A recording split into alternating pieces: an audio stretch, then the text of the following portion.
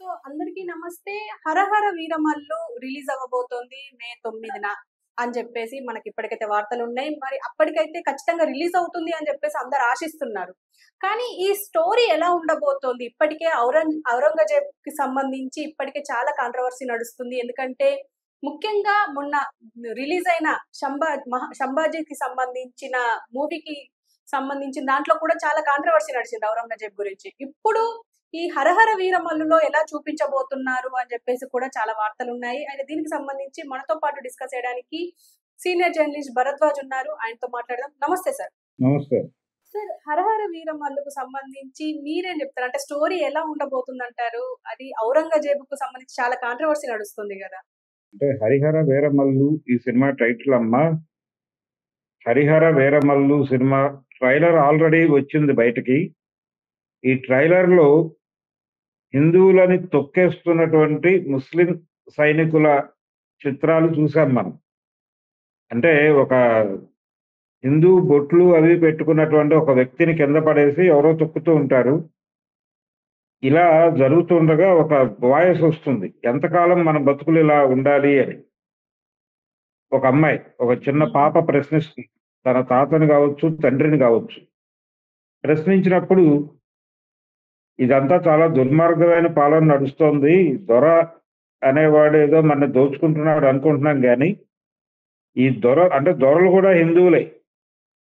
తెలంగాణలో జరిగే కథ ఇది. ఇక్కడ దొరలు హిందువులు, హిందూ దొరలే దోచుకున్నారు నిజానికి. ఇది ఇస్లాంకిను, హిందూ మతానికి మధ్య గొడవ పెట్టడానికి ఇక్కడ అవకాశం లేదు కానీ జొప్పించారు. జొప్పించి వాళ్ళు చేయదలుచుకుంది ఏంటంటే, వాళ్ళు చెప్పదలుచుకున్న విషయం ట్రైలర్‌లో చెప్పారు స్పష్టంగా.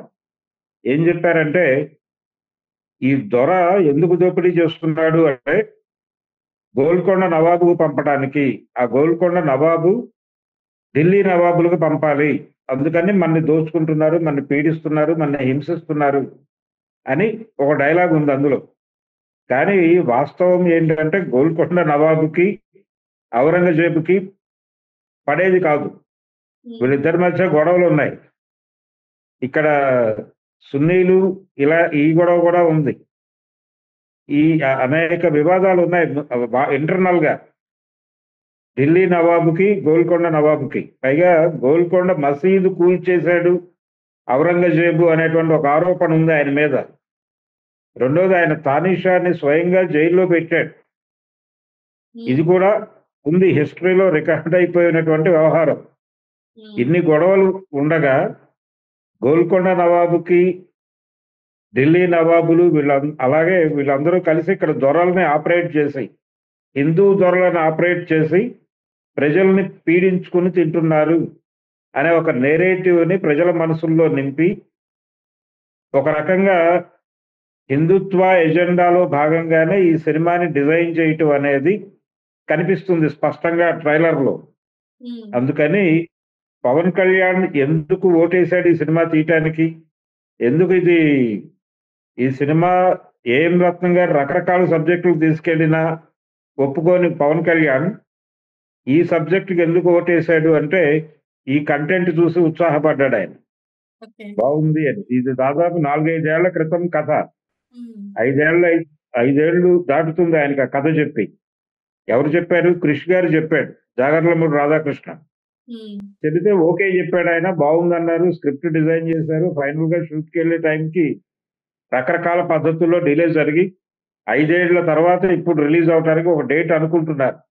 మే 9వ తారీఖు అనుకుంటున్నారు. అది కూడా 22 అది నిలబడుతుందా అంటే, కన్నప్ప చూసాం మనం ఆల్రెడీ.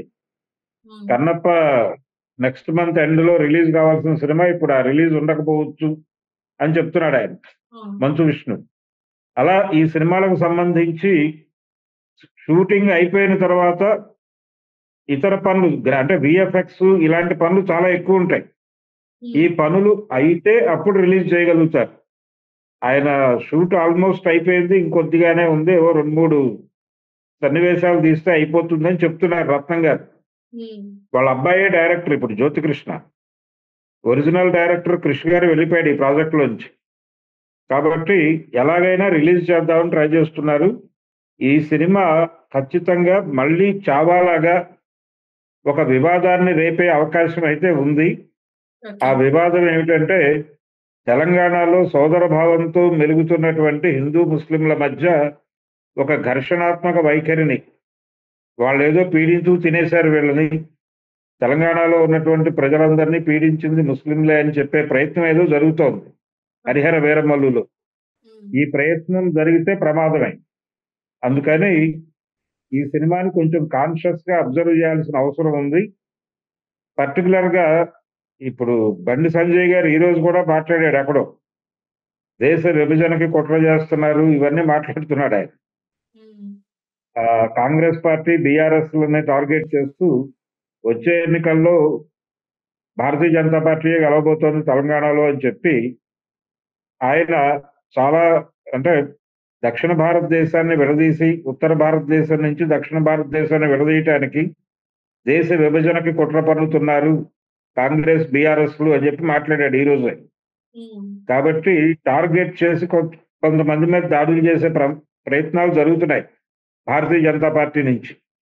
ఈ ప్రయత్నాలకు ఊతమిచ్చే సినిమాగా అవుతుందది 'హరిహర వీరమల్లు'.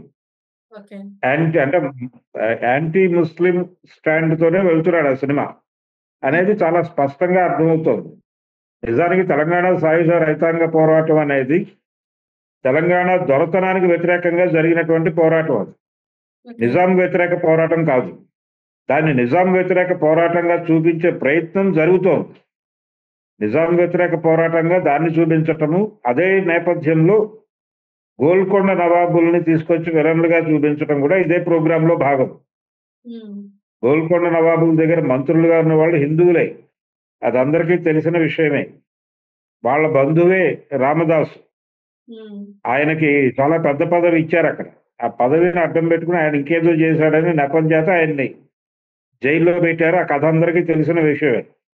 కాబట్టి ఇప్పుడు తెలంగాణలో ఈ దొరల ద్వారా దోచుకున్నది కూడా గోల్కొండ నవాబే అని, ప్రజల్ని పీడించింది ముస్లింలే అని, ఒక విచిత్రమైన నేరేటివ్‌ని ప్రజల ముందుకు తీసుకెళ్లటానికి హ్మ్. 'హరిహర వీరమల్లు' అనే సినిమా ద్వారా పవన్ కళ్యాణ్ గారు, ఏఎన్ రత్నం గారు ఒక ప్రయత్నం చేస్తున్నారు.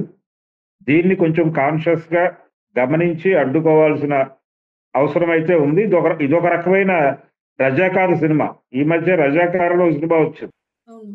'రజాకార్‌లో' ఏం చెప్పదలుచుకున్నాడో ఆ డైరెక్టరు దాదాపుగా అదే విషయాన్ని ఇక్కడ పవన్ కళ్యాణ్ సినిమా ద్వారా రత్నం గారు, వాళ్ళ అబ్బాయి జ్యోతికృష్ణ గారు హ్మ్. చెప్పబోతున్నారు అనేది చాలా స్పష్టంగా అర్థమవుతోంది. ఆ సినిమా మే 9వ తారీఖు రిలీజ్ అవ్వబోతోంది. ఈ లోపల ప్రీ రిలీజ్ ఈవెంట్లు అవి మొదలవుతాయి. ఒకవేళ మొదలైతే ఆ వేదికల మీద నుంచి ఇంకెంత విద్వేషాన్ని జల్లుతారో చూడాల్సుంది. అది పరిస్థితి. సార్ అంటే పవన్ కళ్యాణ్ ఈ ఈ స్క్రిప్ట్‌ని అంటే ఎన్నో స్క్రిప్ట్‌లొచ్చిన ఈ స్క్రిప్ట్‌నే ఎంచుకోవడానికి గల కారణాలు ఏమై ఉండొచ్చంటారు సార్? అంటే దీనివల్ల మళ్ళీ బీజేపీ దృష్టిలో ఉండాలనే ఆలోచన ఏమైనా ఉందంటారా? అంతే. అందుకోసమే అదే తాపత్రయం. ఓకే. అంటే తను సనాతన్ని నేను అని ప్రకటించుకున్నాడు ఈ మధ్యే. హ్మ్. నేను సనాతన ధర్మాన్ని నిలబెట్టడం కోసమే పుట్టాను. ఆ పనిలోనే ఉంటాను అని చెప్పాడాయన. ఈ ప్రయత్నంలో భాగంగానే ఆయన జనసేన వేదిక నుంచి ఒక అద్భుతమైన మాట మాట్లాడాడు. ఒక 2 ఏళ్ల క్రితం. హ్మ్. ఆయన ఏమన్నాడంటే, "ఈ దేశంలో సంతుష్టీకరణ రాజకీయాలు నడిచాయి ఇంతకు ముందు. వాళ్ళకి ఇబ్బంది జరిగితేనే ఇబ్బందా? హిందువులకు జరిగితే ఇబ్బందిగా ఎవరు పట్టించుకోరా?" అన్నాడు. ఈ హ్మ్. లడ్డూ వివాదం అప్పుడు కూడా అదే మాట్లాడాడాయన. హిందువులకొచ్చిన ఇబ్బంది గురించి ఎవరు మాట్లాడరే. ఈ దేశంలో ఇదే పరిస్థితి క్రైస్తవులకో, లేకపోతే ముస్లింలకో వస్తే దేశం అల్లకల్లోలం చేసేవాళ్ళు ఈ పాటికి.